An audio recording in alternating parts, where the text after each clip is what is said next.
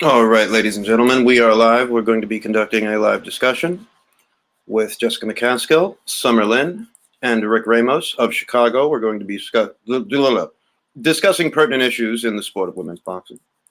Hey, what's goody, Bugsy? Y'all seen Punch yesterday? He was trying to perpetrate a fraud out here.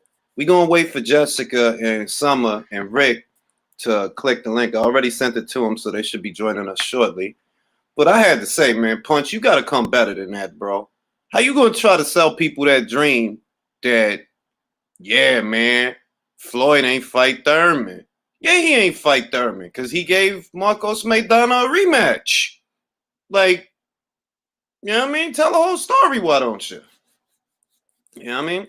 So we're going to be discussing some pertinent issues, some familiar themes, which have been on a lot of people's minds as of late. David was good, man. You know what I mean? And yeah, man, Dante, what's good? You know what I mean? We're going to discuss some relevant issues that I think need to be addressed. And yeah, because we got to normalize the conversation. Amanda Serrano's trainer is Jordan Maldonado. Rick Ramos is the trainer of Jessica Mccaskill and Summer Lynn. The Jessica Mccaskill that beat Cecilia Brækhus, that's her trainer, that's her manager. Hey, what's goody Hustle? What's goody Amadeus? What's goody Timmy? Hey, we got a lot of people coming up next week. We got a lot of people. You know what I mean? And I'll let you guys know who's coming on and when. This live was a little bit spur of the moment, because I spoke to Rick yesterday to see if I could have Jessica and Summer come on today. It was a little spur of the moment because usually I do it the week before, so that everybody could be situated and I have a good idea of what we're going to talk about and all of that. This one was kind of spur of the moment, and we're just kind of shooting the shit. We're going to shoot the shit about, just some of the things I talked about with Heather, which I think need to be talked about. Jambo Brown was good. Emma was good. Midwest was good. Can you explain how the WBA Super became the major belt one more time and hold on, you and Punch kind of went left. Oh, well, basically, this is what happened. Floyd, Marcos Maidana won the WBA from Adrian Broner. So after he won the WBA from Adrian Broner, when Floyd went into the fight with Marcos, it was a unification match because Floyd had the WBC. I believe it was after that he was elevated to WBA Super Champion, and Thurman was elevated to WBA Regular Champion. And as we all know, the first Mayweather-Maidana fight, it was like real close. Everybody wanted to see a rematch. So, Floyd gave him a rematch. After he gave Marcos the rematch and he won it more decisively than he won the first fight, he went into the Pacquiao unification match because most people don't seem to remember that those were all unification matches. The Maidana fight was a unification match and the Pacquiao fight was a unification match, which is why I said it doesn't make any sense to sit here saying that Floyd duck or this and that is mandatory when even if they ordered the fight, not that they did because the WBA never even ordered that fight, but unifications trump mandatories, and that's what Floyd was participating in, a unification match. That's why I said that narrative, and like I said, anybody who was watching boxing at that time, they know, and it's not me being a hater or me throwing shade. They know that 2014, 2015, wasn't nobody talking about no Keith Thurman. They was talking about Marcos Maidana because Maidana had beat baby Floyd and Adrian Broner. Like everybody knows that was a big deal at that time. So to say that like, oh yeah, because he didn't fight Keith Thurman, that's crazy. That's like some revisionist version of history. I'm doing an interview, Ahmed. You are opening the pay-per-view. I've seen people say they're not happy with the. I mean, because, bro, it's like the undercard is like. The undercard is. Thurman was not a regular champion in 2014. Yeah, he wasn't. He didn't get elevated until after. Thurman didn't get elevated to regular until after Floyd had I believe it was after he beat Adrian Broner. It was after that.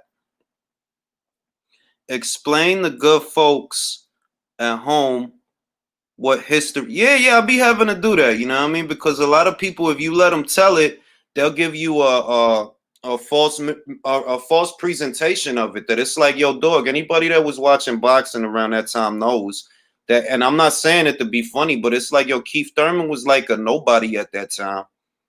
It wasn't. If Floyd would have not fought Marcos for the second time, they would have said, "Oh, you ducking Marcos because the first fight was close." He could have did, in other words, what everybody now saying they wanted him to do, and they would have castigated him for that because they'd have been like, "Who is Keith Thurman, bro?" Marcos Maidana just beat Adrian Broner, and not for nothing, some people think he beat you. So if Floyd would have not fought Marcos for the second time, they would have been talking crazy about him for that. That's why it's like, why would you? That's why I've been saying that whole narrative about Thurman, like, bro, like that's only from people that either is trying to lie, trying to perpetrate, or they really wasn't watching boxing at that time.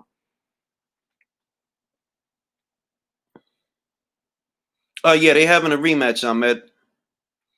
David was good. Do you think Matchroom should try to sign more American female fighters?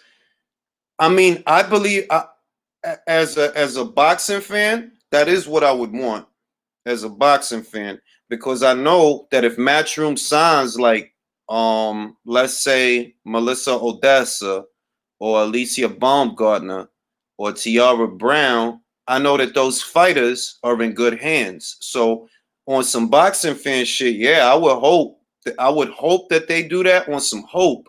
I don't know if they will, because the market out here, you see how the market is out here, bro. They got more hype for an exhibition match with Mike Tyson and Roy Jones who in their 50s than to buy a pay-per-view with young fighters. So this is a very unstable market. And it's gonna take, like, to me, it's I got a video I'm about to do about it. Like, I got a video after this interview is done. I already did a whole video about that. But I mean, if that's the question, would I want them to sign those fighters? Hell yeah, because then I would know they're in good hands, and I would know that I could get to see their ass fight, and it'll be on a regular basis. It won't be like sparse activity and all of that, to where you got to try to find footage of the fight. You know what I mean? Yeah, man. Why is Punch high on Thurman? That guy Thurman is always injured. Yo, you gotta ask Punch about that, bro. You gotta ask Punch about that, bro. I can't answer that question. You gotta ask Punch. Fourth highest combat sport pay-per-view. Yeah, bro. Also, did you get a laugh off of what? Oh yeah, man. I'm gonna talk about that too. It's over. Like, the video's already done. I'm just waiting until after this live to upload it. I'm gonna wait till after that to upload it. But I already, yeah. Frank want to throw his toys out the pram. I dig it. Frank is upset. He is visibly upset. It's because young fighters don't want to give us the. Yeah, I mean, that's what I said, LJ.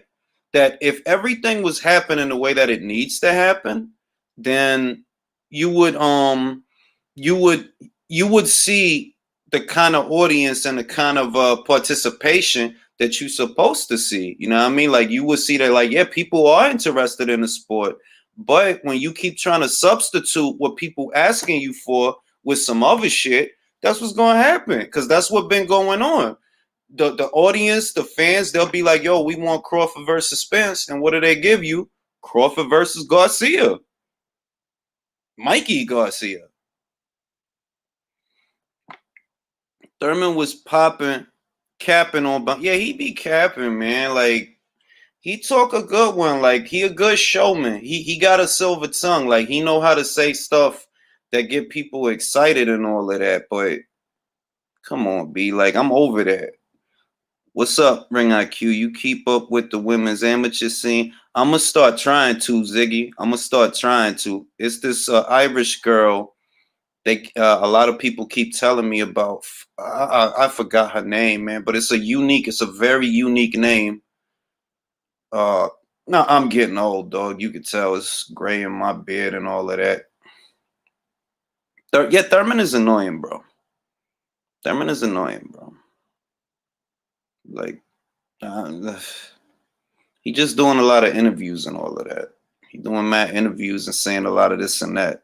If it's not a mega fight, the pay-per-view, I agree with you, Ahmed. If it's not like a fight that's on the scale of Canelo versus Golovkin, then you shouldn't even be charging people $80 for it. You know, like it has to be on that scale where it's like a real for real grassroots movement on the ground for the fight. Because the average person, they really not trying to pay that. I'm gonna catch it after I do this live, bro. I'm gonna catch Shannon's fight and Billy's fight after I do this live, which is why I love my DAZN app, because I can watch the fights wherever I am, anywhere in the world. Shout out to DAZN. And no, this message is not sponsored in part to you by DAZN. I'll take a check. I ain't gonna turn down no money. Caitlin Phelan, that's right. Caitlin Phelan, that's the girl. A lot of people been telling me about her that she's like, yo, she shows a lot of promise. You like how Max Kellerman pressed Spence about fighting Bud?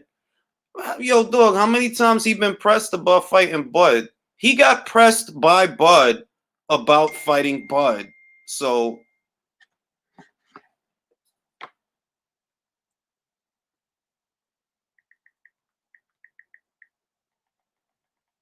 that's Jessica. Hold on.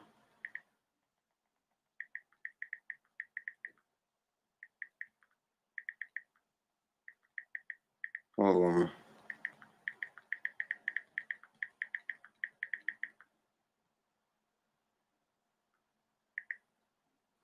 But yeah, but yeah, like he got pressed by Bud about fighting Bud. And did he fight Bud? So if Max do it, if Bud do it, if anybody do it,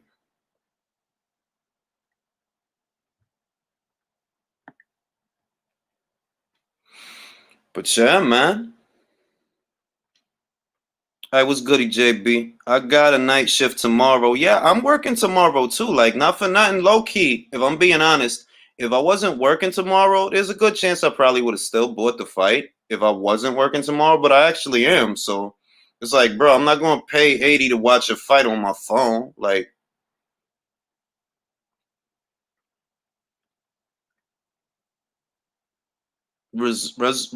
what? Resume confirm then GOAT status, which is why people are high on Mayweather.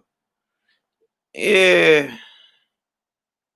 I mean, look, the only GOAT to me is Muhammad Ali, dog.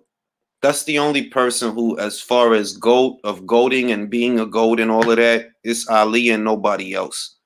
All right, we about to have Jessica on here. She about to be on in a second. Muhammad Ali is the GOAT to me, so that's like the only fighter that I would say is like, yeah, when I think of like, okay, the greatest of all times, that's Ali. To me, it's Ali. Who got a resume like Ali, man? That dude fought the Lions, the Tigers, and the Bears. Oh my. I mean, look, Henry Armstrong, that's another one who I could understand. Sugar Ray Robinson, Henry Armstrong.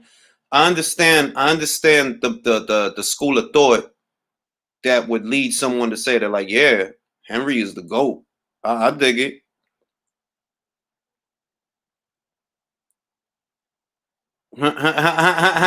He's stupid. He's stupid. Ali transcended the sport, man. That's a big part of the reason that you could say that, like, yeah, he's the GOAT, bro. That dude is the it, bro. Ali and Joe Louis. All right, we about to have Jessica on. Everybody say hi to Jessica. Hi, Hey, how y'all doing? good, good, good.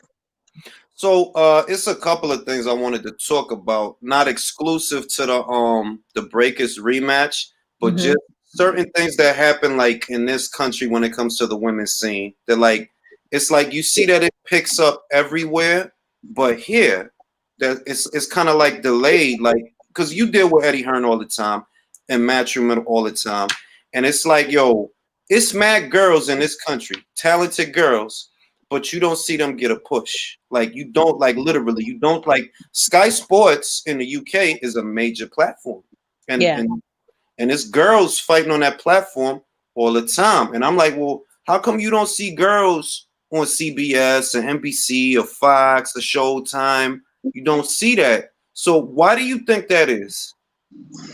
I would initially say a lot of that has to do with how the athletes are putting themselves out there to be seen and to be recognized, and what they're involving themselves in, so that they can be, highlighted on different platforms. My network, consisting of myself and Rick and the people we surround ourselves with, and that branches, like, everybody's working all the time, and that branches people us out to other people. Like, I've been interviewed on radio stations and different just interviews from across the world, like people in like Ireland and Australia and Canada. They interview me, but that's also because we're always putting in work, and we're on Twitter having conversations with different publicists and writers and things like that. So I don't know how other fighters are putting themselves out there, and I also don't know how the fighters that are in the other countries are putting themselves out there to be seen so much by Eddie, to be grabbed up. So I mean, it could be the fighters, it could be that Eddie's the one that's making all the leaps and bounds to find these people. I'm not really sure. I don't know what it is, but I do see that there's a big difference in, the things that we see, where Eddie's like, hey, we got a girl from London and she's new and she's about to turn pro, and she gets like mad hype. So I do see that, and I don't see that on the US side. But another question I have is because in relation to that conversation, Ramla Ali actually said this, and it was picked up as if it came directly from Eddie Hearn. But Ramla Ali said that it's like, yo, to your point, that the fighter has a responsibility to push themselves also, that it's not just, oh, what you got to do, you got to remember this is a sales driven industry. It's like a car dealership almost. It's based on, what you get paid is based on what you can generate to a degree, but at the same time there is a pay gap. So do you as a fighter feel that the fighter, not just the fighter's promoter, but the fighter themselves is responsible for marketing themselves? Do you feel that as a fighter you got to do that too? Not just the promoter, but you too. 100%. I'm on like every platform that's out there. I'm sharing my slides. I'm sharing the YouTubes. I'm sharing the gear that I sell. I'm sharing the fact that I do personal training. I'll be like, yo, take a picture of me real quick. Boom, boom, boom. And then it's like, I got to put it out there, because if you don't put it out there, people aren't going to see it. People aren't going to know. They're not going to click. They're not going to like. They're not going to share. So I think you have a big responsibility. And like me and Rick, we have a close relationship because we're here in the gym every single day. And so it's in his best interest to also push me. But for those girls out there who have like a manager that's like super long distance, they might not be doing that footwork for you. So you have to do it for yourself, and then just pick up on like where you're getting the likes at, where you need to do better at, buy ads on Facebook. I bought an ad for the funny little Christmas video that I did, because I wanted everybody to see it. And it was hot. It was booming. So I mean, I'm putting in that social media work. Yeah, because you have a different take than what I've seen. Like I spoke to Heather Hardy. I don't know if you saw it, and Heather had an opposing view to Eddie, because Eddie more or less echoed what Ramla said, and Ramla's saying what you're saying. Basically, you got to sell yourself. Mm-hmm. It's not just promoter. You got to sell yourself. Yeah. And Eddie echoed that sentiment, and it was received adversely by Heather, because what Heather's saying is, well, that's the promoter's job. You feel me? Like if the fighter is known or not known, it's the promoter's job to market that fighter. You can't put it on the fighter. The fighter's job is to fight. The promoter's job is to promote. Do you share that? Do you share that idea? I feel like that might be maybe a little outdated, just because there are so many things at our fingertips in order to show who you are. We have the no days off, and we really just wanted to do that so people would know just what kind of a person I am. You see me in the ring and I'm looking all angry and crazy and stuff, and you don't know, that we're really lighthearted and we have fun and we're goofy. Like, so we put that out there so people would know. And YouTube is free. Why wouldn't you do that? So I'm not going to wait for Eddie to come down here and shoot a whole documentary on my life and expect people to like really feel who I am. So we did it ourselves. Rick Ramos put that together. And then, you have all these different, so instead of just hitting like and sharing memes, make something of yourself and put it out there. And maybe people will remember your name because of that. Show video clips of your fights. I mean, there's a million things you can do. Like, the girls will be here in the gym and they'll be, buried into their cell phones. It's like, you better be posting something about you or the gym or the fight that you have coming up, or get off your phone. Like, there's so much work to do outside of the boxing ring. And I think it's so much easier nowadays that why wouldn't you do it? I mean, I kind of agree. I get both perspectives, because it's not even about attacking one perspective. It's about just hearing everybody out. But I feel to have his point that while all of that is true, you have to market yourself. You have to utilize all the tools that you have at your disposal, not limited to your promoter, right? You have to do things yourself. At the same time, ain't no promoter over here doing nothing for these. Like, ain't nobody. Like, when I talked to Heather, I was talking to her like, yo, you see, PBC has 2 platforms in this country. They have Fox and they have Showtime, and there's no girls.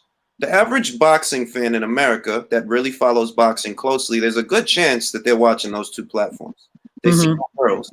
Now, you got girls that are professional fighters right now. And then next year, when the Olympics kick off, you're going to have more girls after that that's going to go pro. And it's like, yo, where they supposed to go? Where they supposed to go?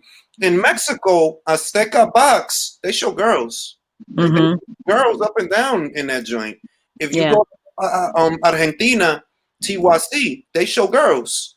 You go to, Norway and all these different places, they show girls. And I'm like, here, I noticed that, to me, it seems to me that, it's America that has the problem. Because I don't know, like, are they sexist, misogynist? Like, because, I mean, for all the stuff we say a fighter has to market themselves and use the tools that they have to their advantage. At the end of the day, what tools are being made available to them in this country? Yeah, and I feel like, a lot of things in boxing have turned over very slowly, and it does take, that patience for it to come. So, I mean, the best thing that we can do is continue to stay ready. That you might get a phone call, hey, we opened up 2 slots, some people had COVID and we need some fighters, and you got to be ready for it. Or, these other platforms that are showing female boxing, as long as they keep doing what they're doing, that could bring the pressure over to the U.S. and be the example. I mean, there's not much, we can do on our side. I mean, I'm with DAZN and Eddie, so that's where I'm going to fight. And, once that contract is over, you never know. I could be trying to push somewhere else. So it's just kind of like, I can't really speak on that outside of where I'm at, because we're not making those hustles to get there. But I mean, I'm sure Golden Boy and all those other promoters, they're working on PBS too. So, but I don't know like what female fighters Golden Boy has right now. I mean, Golden Boy is one of the few. Golden Boy is one of the few because they got 4. They got 4 girls. They all great girls. Sulem Urbina, Sinicia Estrada, Marlene Esparza, Frank Cruz, unified champion. So at least they have girls. But I'm like, remember, the average person that has DAZN is likely a boxing fan, So that's who you're reaching, the fan that you already have. Whereas on a network like Fox, you catch that casual fan. On a network like Showtime, you catch that casual the channels, And if you ain't got not one girl on them channels, well then of course things is gonna be whack over here for a lot of fighters, because that's the impression that Heather gave me, that it's like, yo, it's whack over here for a lot of fighters because ain't nobody really giving nobody no air. And I'm like, I feel that really. And you ain't got to co-sign it, but I blame the PBC and Top Rank. That's what I blame. I mean, Top Rank has been banging out fights like during this whole pandemic. Like, Top Rank is gonna have a show pretty much almost every weekend, every other weekend. But I mean, if you have a job and you don't like what's going on in the job, are you going to stay there? Or are you going to try to move somewhere else? I mean, if you're thinking that, you know, you're going to have better luck somewhere else, make those phone calls, reach out, make that connection. I mean, it's not going to be easy just because you're a pro fighter or because you have a promoter. I mean, make it work. I mean, legit, my slides, right? They were only in a certain size, and I was like, yo, Rick, can you call them and see if they can put some more sizes out there, because I got people telling me they want a size 10, size 12, and it's only going up to a certain size.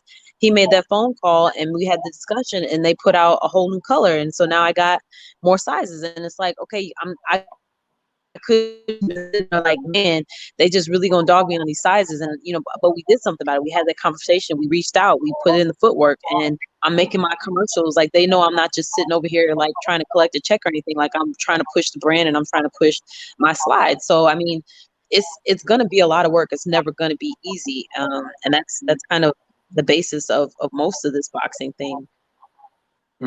I mean, that's a very different perspective than what, because like there's so many perspectives on this, and I'm not in a position to say what's right or what's wrong. I can only listen to them. But the perspective that you're giving me is more of a can do. They're like, yo, all right, well, it ain't perfect. Well, all right, when we got to work around that shit, and it ain't perfect, we got to work around that shit, but we got to keep working. That's pretty much my whole boxing career. So I mean, that's the only really way I know how to look at it. I dig it. I dig it. Now, as far as, all right, I gotta pick your brain. You're a fighter. I got trivia questions. Oh boy. Did you see the Daniel Dubois versus Joe Joyce fight? No, I did not. I'm gonna tell you this right now. I did see Tyson. Other than that, I go to bed super early, so I might catch some highlights, but I don't watch a whole lot of fights unless I'm on the treadmill and I'm watching like re-shows.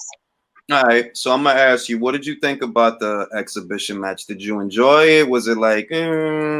I felt like I had to see it, like for the culture, I had to see it, and I was really surprised how Roy had a lot of his same movements. Like, it wasn't 100% there, but I mean, I think I felt like he was going to be just like flat and very defensive because it's Tyson. But he still had his no look jab and he had his movement and everything. And Tyson, you know, you could see him at the very beginning try to get his like bob and weave and rush into the middle. And I don't think he could pull the trigger. Like, you could almost see he couldn't pull the trigger as much as he wanted to. Mm-hmm. And overall, I was happy that it went all of the rounds because, you know, this is a very touchy type of test experimental thing that they're doing. If somebody got hurt, then that's it. You know, there's going to be no other fighters that come back and do this kind of thing. So I was excited to see it. I wish there was a little less holding, but hey, these guys are old in their 50s, so I'm not complaining about the show that they put on at all. And I love the sentiment afterwards of like, you know, we did this, you know, I want to do it. I don't really think they should do it again, but you know, just the fact that they were up to do it again and that they were happy with the outcome, and it just, like, Tyson had such a positive view on things, and so I really had a great appreciation for it. What did you think about them? Because I saw fighters complaining. I ain't gonna say no names because everybody's entitled to their opinion. But I saw fighters complaining that like, oh, Jake Paul this, Jake Paul that, because he knocked out Nate Robinson, and they want to fight Jake Paul, and I'm like, bro, come on, bro, he's a YouTuber, bro. Like, these is pro fighters. I mean, like, I don't even feel like you can put him in the same like league. I mean, he's a social media fighter. You know, he's not like a fighter. I mean, anybody can throw a crazy, you know, right hand and nail somebody. You know, I mean, all these memes coming out with Nate, I'm not gonna lie, I chuckled at him, but at the end of the day, I'm like, yo, can we get some footage of Nate? Like, is he okay? And like, you know, because this is a wild sport to be just coming straight into. I'm sure he had some training, but this is like not for play at all. So I'm just like, you know, can somebody give an update? Is my man's all right? Like, you know, he got knocked out pretty nasty, and he didn't seem to have taken it well even when he came to. So just my concern for him as a person was like, you know, let's cut the memes for like half a second, y'all. But, you know, nobody really shows that kind of thing. Everybody wants the clicks and the laughs and the shares, but hopefully he's good. I mean, I heard that I think his ego is or his you know, his pride. Because nobody want to get knocked out in front of, you know, nobody want to get knocked out, just period, like in front of somebody or not in front of somebody. But But ain't everybody gonna hop in the ring either. So I mean, props to him for stepping in the ring. that's what I'm saying. So it's like, it's not the worst thing in the world, but I feel like it's being taken out of context because Jake Paul, like you said, he ain't no fighter. Like, I'm nothing Yeah. against him, God bless him, No. but Yeah. he not a pro fighter. So who he fighting? Other YouTubers and a Yeah. basketball player. Like, yeah, he knocked out a basketball player, but that's a basketball player, bro. That ain't no fighter. You can't Yeah. put him in with Jermel Charlo. Bro, he get killed, bro. Like, he get killed. Like, chill. Yeah, I honestly, I would be scared for him if he was in the ring with somebody of that caliber because I think he would get picked apart. I mean, he's got a lot of mistakes and he swings his just big heavy punches, and it's like, you know, you miss that big on somebody that's a real pro, you might get hit real big too. So I don't know, that's just kind of scary to think about people taking this very lightly and then just willing to hop in, you know, for the money and then making the sport something that it's not. I don't know. Yeah, I wanted to ask you about that. Do you think, because some people, I'm ambivalent. I don't think that it was good or bad for the sport. I don't. It depends on what happens from here. But did you think it was bad for the sport? Do you think it's good or bad for the sport? This kind of a card. I think it's you know how they say like no any press is good press. I don't know if that's true. I mean, it did bring a lot of attention to boxing. Um, but I don't know if it was good attention, honestly, because you don't want to be, you know, made a mockery of and things like that. And this is a serious sport. This is something that people dedicate their lives to, and they put their life on the line for it. So that's kind of more of the context that I take it in, because this is really serious. I mean, like, I've already done 2 workouts today and I got more to come because this is my life. And you know, when you see somebody get hit like that and get knocked out like that, and you worry about like, okay, are they functioning well after this? Like, it's so not for play. You don't play boxing, and um, I feel like people will use this opportunity for clickbait and use this sport for things that are not worth, you know, the outcome. So I think, like you said, it really depends on what happens from here and kind of how everything is reined in, or how far it's able to go. But I mean, you know, this is America. People will push the limit as far as they can. So it will take something kind of drastic for people to stop calling out, you know, YouTubers and things like that. I mean, I feel like, see, I think that as long as they're keeping it within the parameters of safety, they're like, okay, these is YouTubers fighting, right? They want to fight, let them fight, because better they fight in a squared circle than in the street. Yeah, make some type of backyard brawl Yeah, type like of if y'all thing. want to make a thing out of it, I'm cool with that because that's still the right message anyway. They're like, yo, duke it out. Don't shoot it out, duke it out. Do it in the ring. That's Right. cool. But there's a feeling almost as if they're upstaging the fighters. You see what I mean? Yes. And and Like, and and, and that's like, that's the negative of it. They're like, yo, hold up. Y'all trying to hone in on well, I can't even say that because yo, Jake Paul got mad fans, low key. Like that dude got like 20 million subscribers on YouTube. So, you know, it's yeah. not like it's the average fight fan that is like, yeah, man, I gotta see that Jake Paul. Like, man, I don't give a fuck about that dude. Yeah. I mean, there are positive things, like he's bringing other people to the sport, and more eyes are on the sport now because of these other people kind of dibble dabbling in it. But again, they're dibble dabbling in it. They're trying to collect this paycheck, and I mean, the man called out Conor McGregor, and I'm just like, dear God, like, why would you do that? Like, I mean, it's the cool thing to say, like, hey, I mean, when I said I want to fight Cecilia, I was like, no, I really want to fight Cecilia, and then I fought Cecilia, and then I beat Cecilia. So it's like, I'm not out here playing, and if No, this but I man believed tries, you though. I believed you, like just like when you fought Tony. No, Loki, like go back to them old ass videos from, what was it 20? I was like, yo, she's dead ass. Like when you drew the thing on the milk carton, like I'm Taylor. I was like, yo, she's dead ass. Like, cause remember the reputation at the time was nobody want to fight Katie. You remember that? It was like, yo, nobody yes, fight Katie. Everybody keep turning down. I'm like, yo, Jessica Mccaskill want to fight her. She did a thing. I did a little video on. He's like, she got on a milk cart. Like, yo, I'm gonna fight Katie. So I They believe made a mistake by putting that junk like on in writing, like on paper, and Rick saw it, and it was game over from there. I think I have the milk carton actually. Yo, I might dog, have. I'm gonna bring it out, but oh snap! you need to frame that joint and just put it like there. Go, yo, dog, hold it up to the camera. Hold it up to the camera. Yo, dog. Yeah, you see the date on that? You see the date? Yo, that's July wild. 2017. Yo. But see, that's got it. I always, I always use you as an example. I'm not sure if you're aware, but I always use you as an example of like, yo, a little bit of self promotion, like it could really go because all of that came from that, yo. All of that came from that. So it's like I'm like, yo, I get that the promoter has a job. I understand that, and I understand that there's a pay gap. But at the same time, I always go back.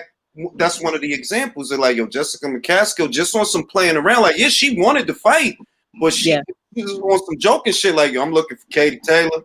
Coach was like, make a video, and I'm like, it was late. We had already got done training. I had just got home. He's like, yo, make a video so we can post it. I'm like, what are we gonna make? I went out to the store and I don't even, it was like half and half. I don't even drink half and half. I like dumped it out and I printed the thing out real quick and I was like, all right, here we go.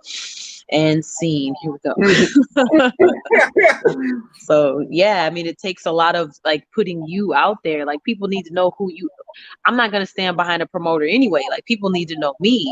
So it's so important to just really put in that effort and give the people who you are, because they're going to be the ones who buy the zone or buy the subscription or buy a ticket to come see you. So, I mean, you got to put in as much as they're willing to put in. Yeah, I mean that's like I was having a whole argument yesterday. I'm not gonna say what it was about because I don't want to wrap nobody up in no shit. But I used an example that I'm like, yo, look at what she did. She called out for the fight. She was dead ass. She took the fight, and it ended all not for nothing. Everything ended up working out. Why? Because she meant motherfucking business. Like, yeah, lose. I'm trying to go in there. We trying to do this, and that's the benefit that when you take risks, it's rewards on the other side of them risks. It ain't gotta be the end of the world losing a fight. It's fucking boxing, bro. Damn near everybody gonna lose a fight. Damn near. It's more fighters that retired with several losses in their record than undefeated fighters. So that's the business, bro. You know what I mean? So you got the Brækhus fight coming up. Is there a time frame to when we can expect that to happen? Do you just any details that you can divulge? In case there's like a secrecy assigned. I mean, it was supposed to happen before the end of this year, and then we were asked to move it. So, just from like conversations between my manager and promoters, we were told February. We don't have any type of specifics outside of that. So we're just, in the gym working. We're gonna come out with season 2 of No Days Off. We've already started filming, just so you guys can get the inside look of what we're doing and kind of the day-to-day and different, maybe a little bit of difference between the first season and the first fight and then the rematch. So. All right. There's something else. I'm getting old. You gotta forgive me. I'll be forgetting shit. Getting old. Fucking shit. What the fuck was I thinking about, dog? Right. This weekend it's a big old fight. It's a big ass. Yeah. Big ass. Who you like for the fight, dog? Just be real. If somebody told you, yo, Jessica, you got to put down money for this fight. They told there's a gun to your head. It's a gun to your head. It's a gun to your head. Who you putting your money on?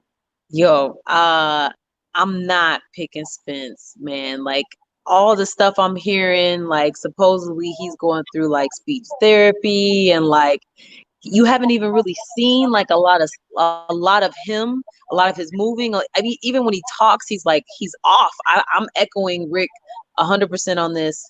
I don't feel like your man's is 100%. I feel like they're cashing him out. I feel like this is kind of end of the road for him. I feel like Danny's really going to take advantage of that, and it's I think what happens is going to tell you exactly what was there at the very beginning. Like if Spence gets knocked out, he wasn't 100%. If he doesn't, like if they call it or something like that, like a weird kind of stoppage, Danny was trying to carry him and he wasn't 100%. If it goes the whole way, maybe he was there. And then, depending on the decision, that kind of gives you a little bit more insight. But I don't feel like Spence, I haven't even seen like him on social media like I used to see him a lot. Like I just feel like they're hiding something. I mean, I could be 100% wrong, but I just feel like if you're out there and like if all of a sudden y'all didn't see no video of me, y'all be like, what's wrong with Jess? Like, yo, what's going on? Like, is she hurt? Like, well, that's exactly what you would think. So that's kind of the mind frame that I have. Damn, but you know what the thing is? It's like I low key, I've been hearing that same like type of stuff here and there, right? Yeah. I've been hearing that stuff. And the funny thing is, I remember ahead of the Thurman and Pacquiao fight, somebody had told me something ahead of that. It was like, yo, Manny gonna win that fight. And I'm like, come on, B, like you just want Manny to win. It's like, nah, Manny gonna win that fight. Da da da da da. We see where we are. Yeah. So I'm hearing that same kind of stuff about Errol, and I'm like, yo, you hear things, but I'm like, really, dog? So I mean, if he was in the feeling that I have is that if he was in such haphazard condition, then why would you put him in this situation? Why wouldn't you let him go out there and just let him tune up with somebody, put it on Fox, give him a little something, and don't put him in a situation where like, yo, he can't be out there with this cat. But if you give him a tune-up, then that exposes everything. Like you get a whole full fight to see where he's at, where he's not at. And then from there, sometimes you can get a bum that'll beat you down. Like for me, I think he doesn't have the time to risk any of that. And he's just going to go in with people thinking he's exactly the same. Nothing else can tell you different, right? You haven't seen anything on him, right? He hasn't had a tune-up fight. So there's nothing that will tell you differently. And then you won't know until he's actually in the ring. You'll be like, dang, my man's like, ain't walking straight. Like, I don't know, just, you'll see it, and if I'm right, if Rick is right, because I'm echoing him, then you'll see it in the ring. And they didn't have time. I mean, this might be his last shot at a big paycheck. So, I mean, why, if I was like, yo, Rick, I need to pay off my house, my car, my loans, like, let me just get this one and I'm out. He would do it for me. I know he would. If I asked him, he would do it. And then, that's it.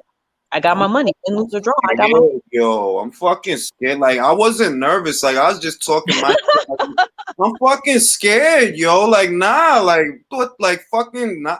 I don't want the kid. I don't want him to get hurt. I want him to be okay. No. I want him to be okay so that my man, Terrence Crawford, can whoop his ass. That's what I want. That would be a really good fight. If Spence was 100%, I would love to see that fight. I would love to. But I mean, I don't know if you remember Cotto. I think it was either his last fight or one of his last fights, and they showed him. I don't know if it was during the fight or like a 24/7. He's talking to his wife, and he's like, "This is all I know how to do." He's like, can't do nothing else. And like some of these boxers out here, they don't have like a second life, or they don't have any other skills or talents that they've developed over the time. And it's just like, they're willing to risk a lot just to make sure that they can last another handful of years. Yo, dog, I'll tell you what. If I'm gonna make a bet with you, you ain't gotta put up no money. You ain't gotta put up no money.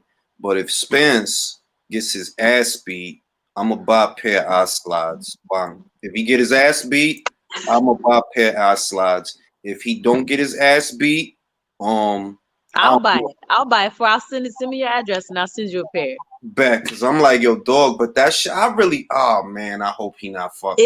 It's like kind of got you, right? Because it's just like, I mean, you don't like, same thing with Nate. You don't want to see people hurt. I don't mind seeing somebody get punched, especially if there's somebody I don't really like. Like, that's what you get. But like, I'm not trying to like hold nobody down and beat them, unconscious or anything like that. No, I mean, I'm a fighter. I'm human. I'm not a monster. Yeah. So, well, you are, but you a nice monster. A nice monster. Thank you. So yeah, I mean, but I feel it too. It's nerve wracking. Like, I'm staying up for that. I'm definitely staying up for that. Damn, dog. Like, yo, I swear to God, I'll faint if I hope he don't. Oh man. Now I feel it in my shoulder though. Like, I feel it like, yo, what if he really fucked up? Like, I don't want him to be fucked up. Like, oh man.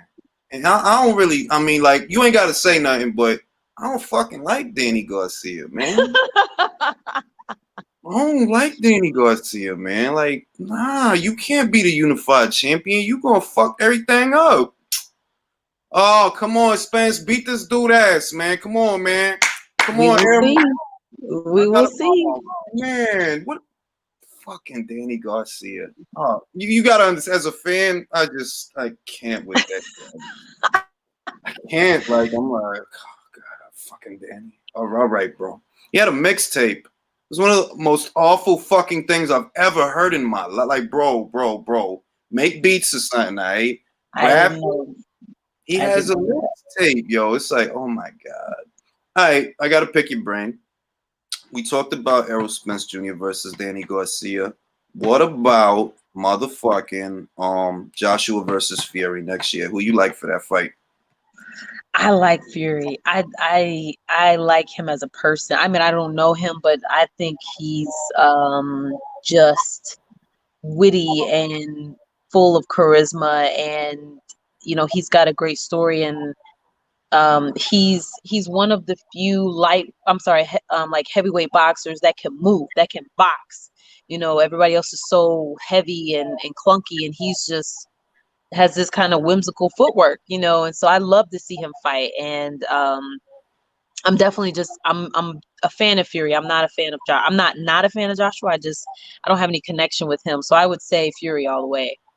I gotta go AJ, man. My dude been taking risks from day A1. He been A1 from day one, dog. Cause I'm like, yo, I just look at his career. Most people don't be fighting. It's not that like, oh, Charles Martin is this and that. It's that most people don't fight a Charles Martin until 22-0, 26-0. This kid, he was 15-0 when he was fighting somebody like that. And what was he, like 17-0 when he fought Vlad? It's like, yo, this motherfucker is a real motherfucker. Like, shit. I don't got nothing against Fury.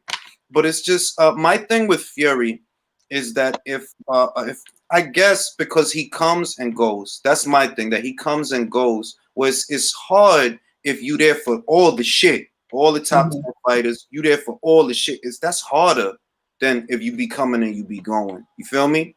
Yeah. Like, but we'll see if they even fucking fight, because if fuck around, we can beat them. First step.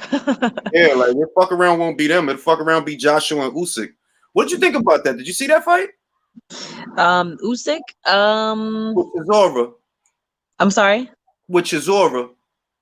I don't think I did. I don't think It's funny because I think we fought on the same card, but I don't know if I've ever watched any of Usyk's fights. I'll say that the things that you like about Fury, right?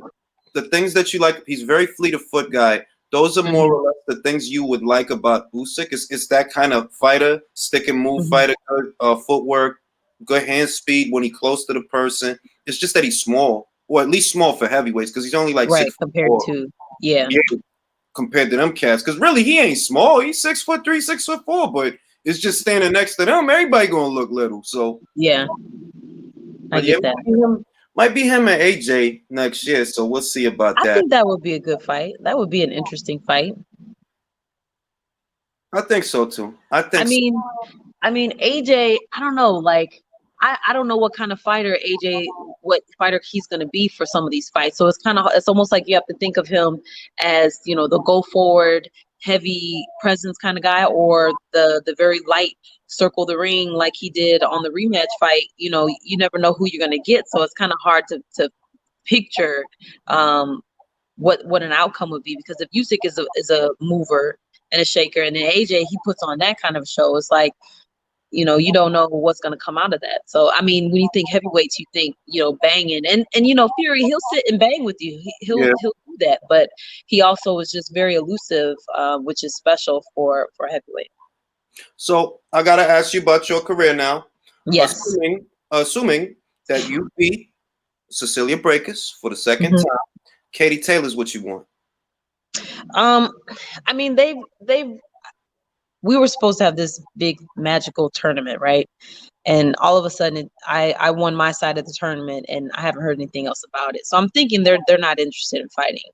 Anytime my name is mentioned, it's mentioned with a plethora of other great female fighters. So I think they're just kind of like tossing stuff out there, distraction. But, if that doesn't come, I mean, we've always talked to Amanda Serrano's team and, talked about possibilities of making a fight happen. And so she could very well be next on in our list. But, first got to get past Cecilia and bring that home. Yeah, because I mean, what I get the impression of is that they want to fight you because it makes sense. At least, yeah, I think it makes sense to fight you for the undisputed. Go up, fight you, and see what happens. Because it's like, well, you done did everything that you had to do at 35, right? Did everything you had to do at 35. It looks like they're trying to like build Chantel, and they're gonna have Chantel fight them girls that's there at 40. So the logical choice would be to fight the winner of your fight, because it's like, other than that, hey, what you gonna do? What you gonna do?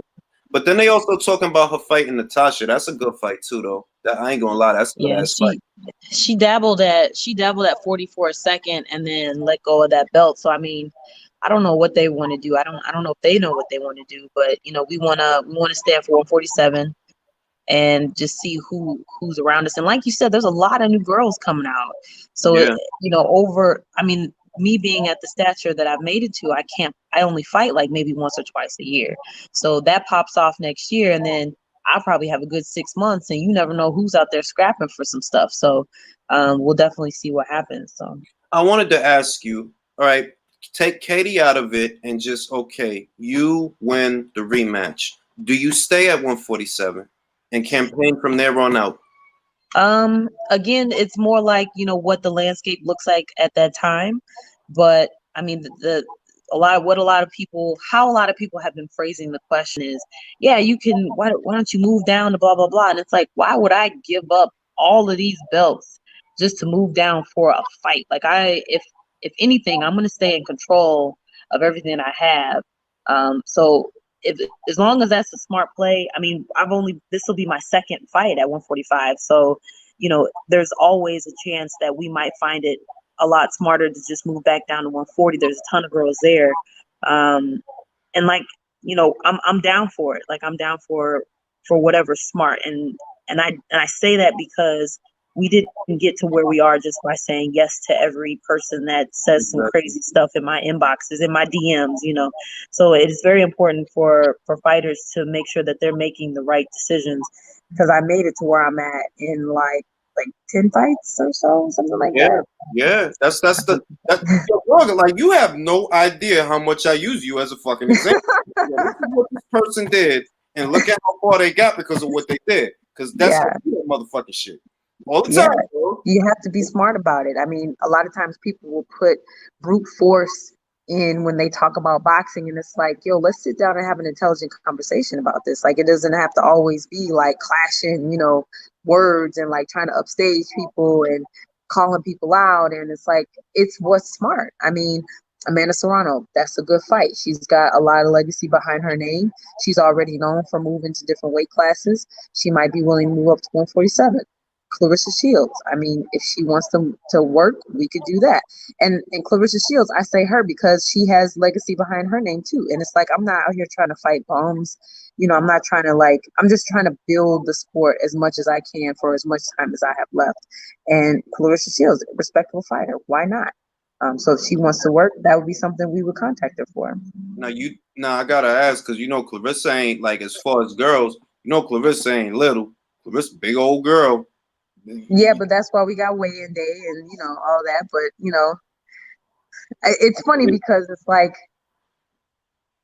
there's so many things. Like, I know in my head, my list. Like, I started fighting in the 50s, and then I moved to the 40s, and then professionally the 30s, and then now I'm like moving back up, honestly. So it's like in my head, it doesn't bother me. Like when you talk about the weight, as long as it's nothing crazy, like I'm not gonna fight in the 60s like that. I've never weighed 160, so that's not even something I would entertain. But I mean, there's always conversation, and there's always negotiation, and there's contracts, and it's one of those things where it's like you can make it happen if you want to. It makes dollars and cents, so you gotta put it together. That's what it's all about. All right, well, look, I think I've taken enough of your time, and I hear my son losing his mind in the background. I don't hear him, but he's back there losing his mind. I don't know what's going on. I got to check. But thank you so much for coming on. Tell Rick I said what up. Tell Summer I said what up. And I Will do. appreciate it. Thank you. Thank you so much. Ring IQ. Bye-bye. All right, ladies and gentlemen, I'm going to log off and go see what is my son screaming about.